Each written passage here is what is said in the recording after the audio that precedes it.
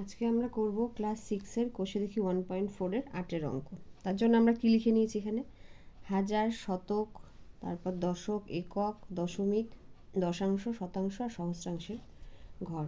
এবার এখানে আমাদেরকে কোশ্চেনে কি বলেছে, এখানে কোশ্চেনে বলা আছে যে যেখানে 5-এর স্থানীয় মান 500 সেরকম একটা ঘরে লিখতে হবে, আর নিজে একটা করে দিয়েছে, ঠিক আছে। এর পরেরটা আমাদের করতে হবে। পরেরটা কত বলেছে, 5-এর স্থানীয় মান মানে কোথায় থাকছে, এটা 5-এর স্থানীয় মান থাকছে আমাদের এককের ঘরে। তাহলে ঠিক আছে, আমরা করি।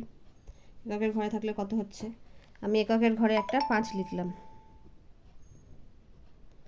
এবার যেহেতু বলেছে নিজেদের মতো সংখ্যা বসাতে, তাই কি করলাম, দশকের ঘরে একটা 2 বসালাম। এটা নিজের ইচ্ছা মতো বসানো যাবে। দশমিক দিয়ে 13 লিখলাম, হলো।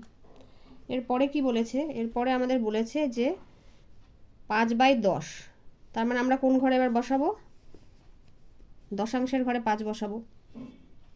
5 বসালাম। আর এখানে কত লিখলাম, এখানে লিখলাম 3.54 এরকম। এরপরে কি বলেছে আমাদের, এরপর বলেছে 5/100, ঠিক আছে। তাহলে 5/100 করতে গেলে কি হবে, আমাকে 5কে রাখতে হবে কার ঘরে, শতাংশের ঘরে। এখানে আমি একটা 1 বসিয়ে দিলাম, এককের ঘরে 1।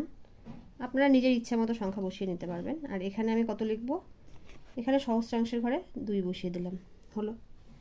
এরপরে অঙ্কটাতে আমাদের কি বলেছে, এরপরে বলেছে যে 5/1000, হ্যাঁ 5/1000।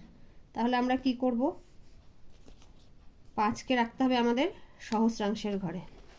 এখানে 5 রেখে দিলাম।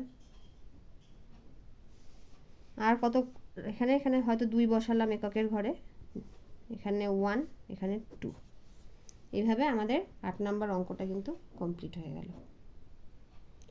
আগে অবশ্যই লিখে নেবেন এরকম একক, দশক, শতক, হাজার, এটা লিখে নেবেন।